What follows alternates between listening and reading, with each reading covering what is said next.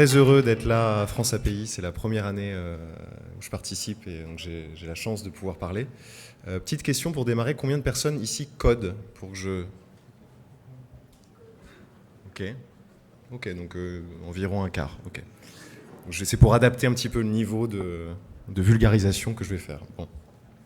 Donc je vais essayer de vous parler de comment construire une API Factory évolutive, c'est-à-dire comment est-ce qu'on fait pour concevoir un système qui permet de se brancher de plus en plus rapidement à des API lorsqu'on est amené à développer un produit digital qui a besoin de beaucoup d'API, c'est-à-dire c'est le cas de, je pense, la plupart des produits aujourd'hui. Donc pour me présenter rapidement, je m'appelle Woody, je suis le CTO et cofondateur de Sipios.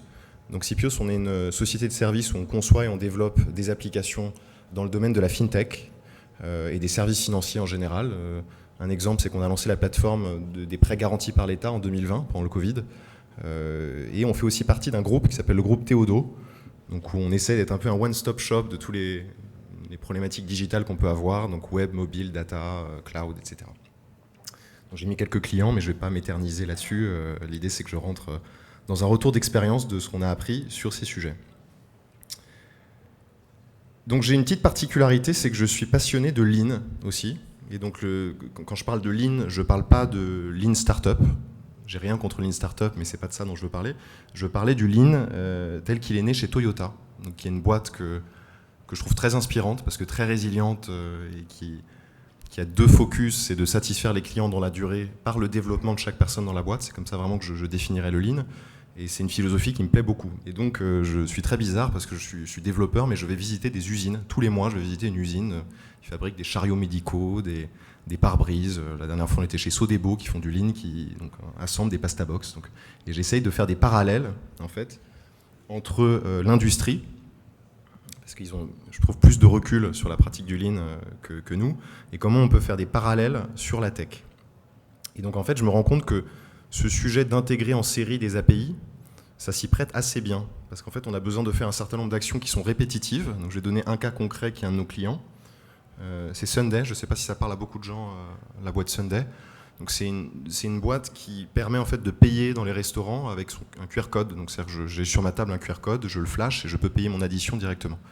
Et donc, tout leur enjeu commercial, Sunday, c'est de couvrir le plus de restaurants possible. Et pour couvrir beaucoup de restaurants, il faut couvrir beaucoup de logiciels de caisse, parce que ce n'est pas les mêmes dans chaque restaurant. Et donc à chaque fois, c'est une API qui est différente. Et tout leur croissance était en fait drivée par leur capacité à intégrer rapidement et sans bug des API.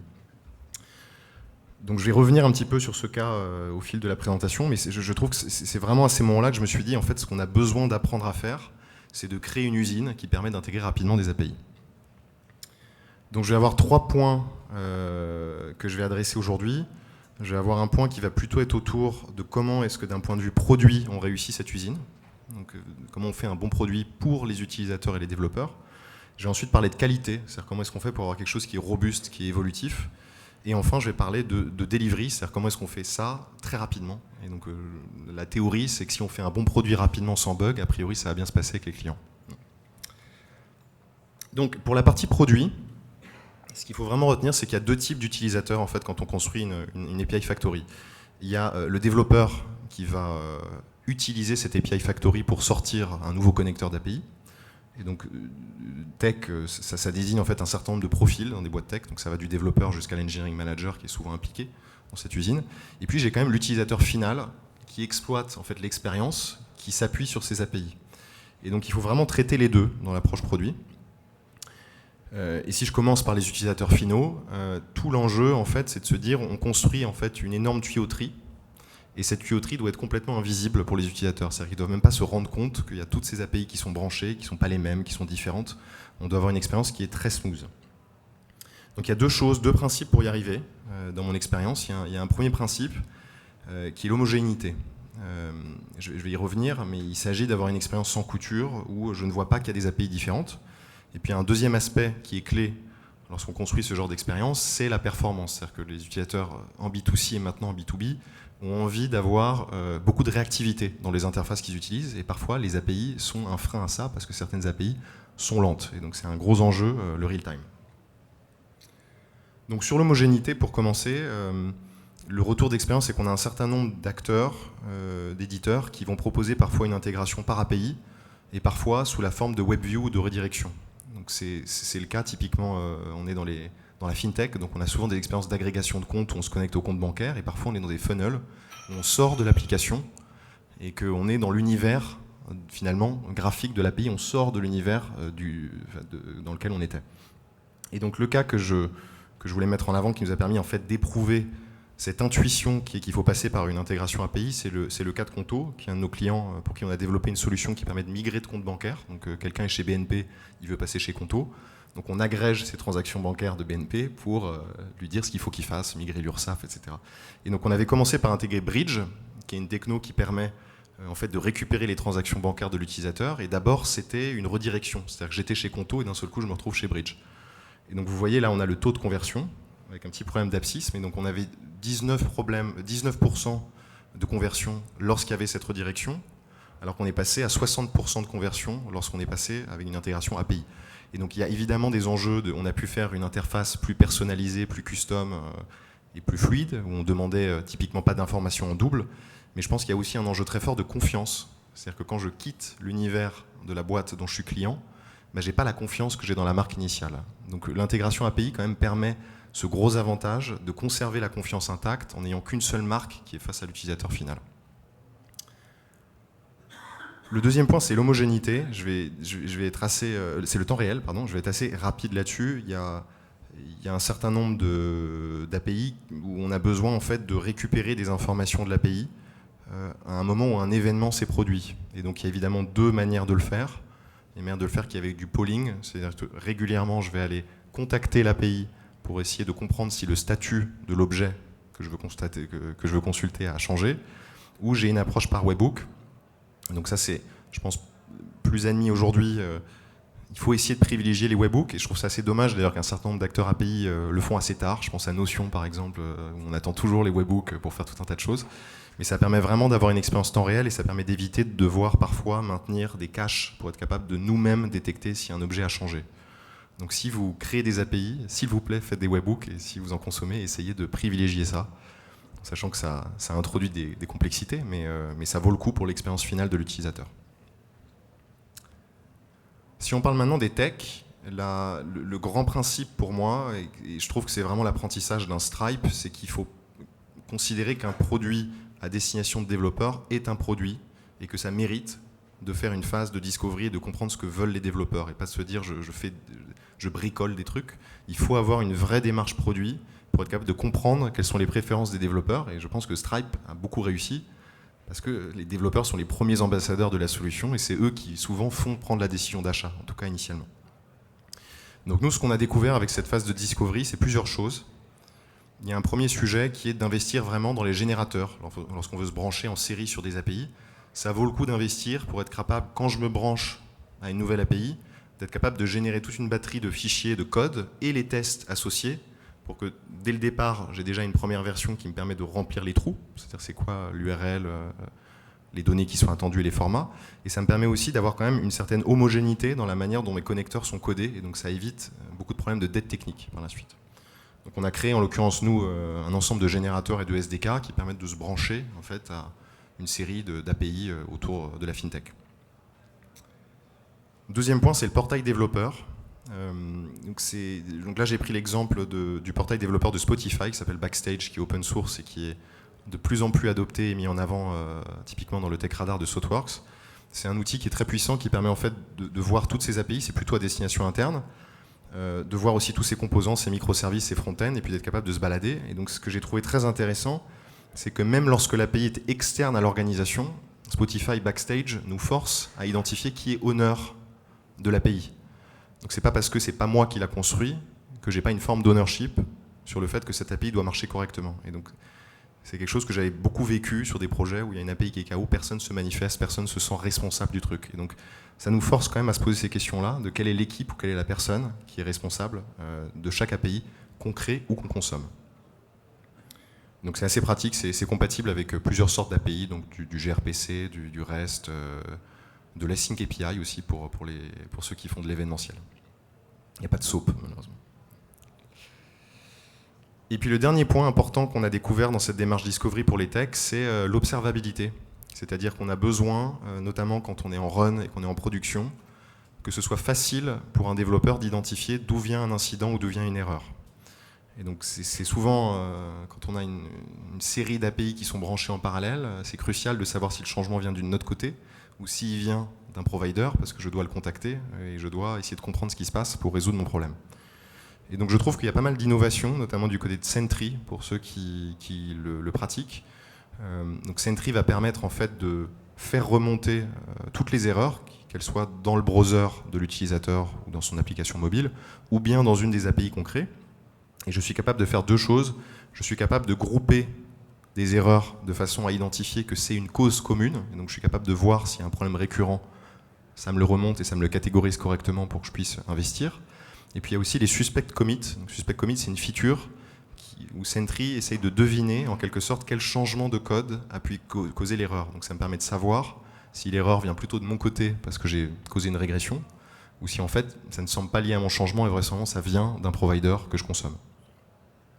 Donc vraiment 3 points importants pour la partie produit pour les techs, c'est l'outillage, donc génération de code, développeur portal, et observabilité, capacité du système à très rapidement et très clairement expliquer pourquoi quelque chose ne va pas.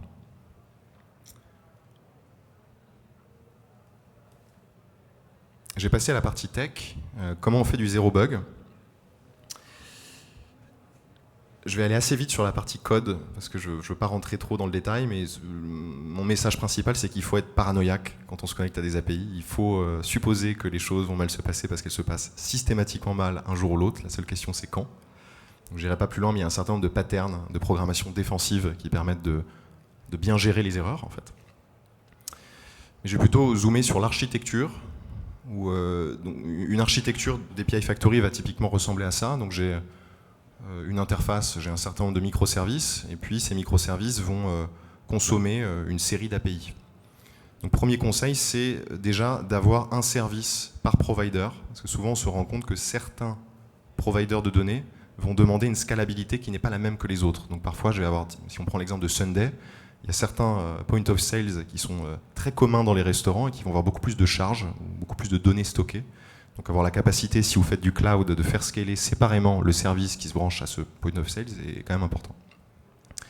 Pour autant, pour éviter de dupliquer, l'idée importante, c'est d'avoir une bibliothèque partagée où j'ai un cœur, donc consommer un point of sales, et ensuite je vais avoir les spécificités qui sont implémentées dans chaque connecteur.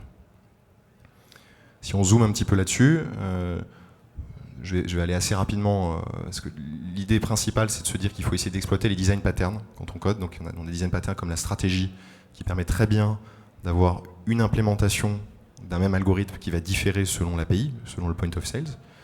Et puis le deuxième point, c'est le domain-driven design qui était abordé au talk précédent. Et donc là, l'idée, c'est d'être très au clair sur quels sont les mots génériques de mon domaine. Donc là, par exemple, j'ai pris l'exemple du métier d'outils de ticketing. Donc j'ai une tâche, un label, etc. Et pour chaque provider, c'est avoir bien dans un tableau très clair et documenté le mapping de comment chaque provider désigne cet objet. Et ça doit être un petit peu la bible des équipes pour être capable d'isoler ces logiques de conversion à un endroit du code, c'est-à-dire les connecteurs. Enfin, le dernier point, c'est vraiment la culture qualité.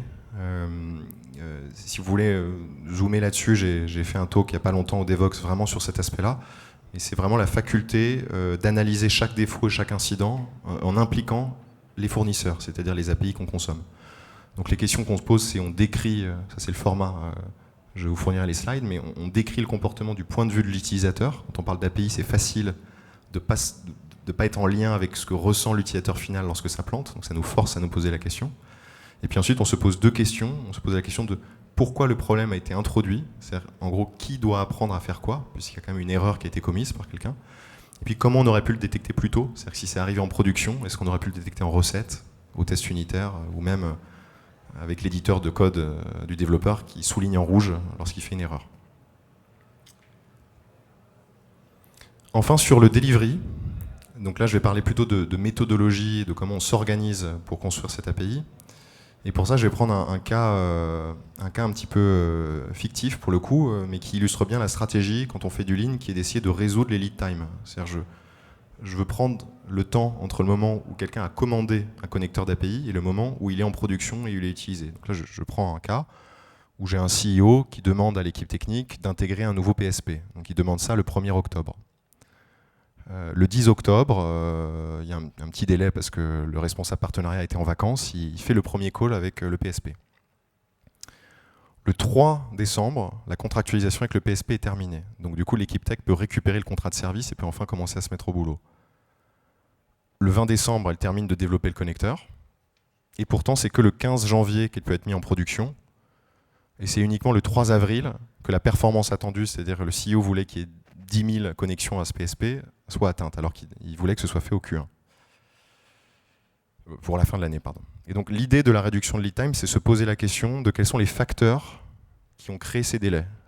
Et donc là, typiquement, on peut se dire qu'un des facteurs, c'est que le responsable des partenariats ne sait pas négocier un partenariat, c'est la première fois qu'il le fait, et que par ailleurs, le product manager qui aurait pu un petit peu le pousser ou l'inciter à se former n'a pas le temps parce qu'il est déjà en train de s'occuper des 3 connecteurs d'avant qui ne marchent pas bien. Ici, on peut se dire que ce lead time, entre le moment où c'était censé être fini d'être codé et le moment où c'est en prod, il est dû à des allers-retours parce que le contrat de service de l'API avait des erreurs et que du coup, il y a eu plein d'allers-retours entre nos équipes et les équipes du fournisseur dans un contexte où en plus, l'équipe, on leur avait demandé de démarrer sur le connecteur suivant. Donc ils étaient obligés de construire le nouveau tout en essayant de finaliser la mise en prod du précédent.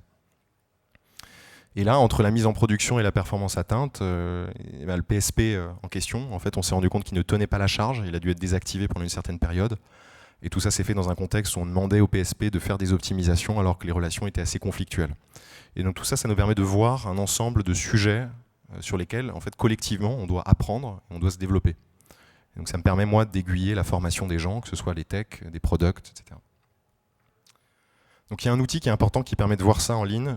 Comme j'ai plus beaucoup de temps, je vais pas rester longtemps sur cette slide, mais ça s'appelle le Kanban en fait, et donc ça permet de visualiser les commandes en fait. Donc un Kanban en ligne, c'est pas vraiment ce qu'on appelle un Kanban en logiciel. C'est pas un flux, c'est une carte qui est une commande d'un client. Donc on voit simplement qui est le client, qu'est-ce qu'il a commandé, il l'a commandé à quelle date, et le Kanban permet de visualiser le délai.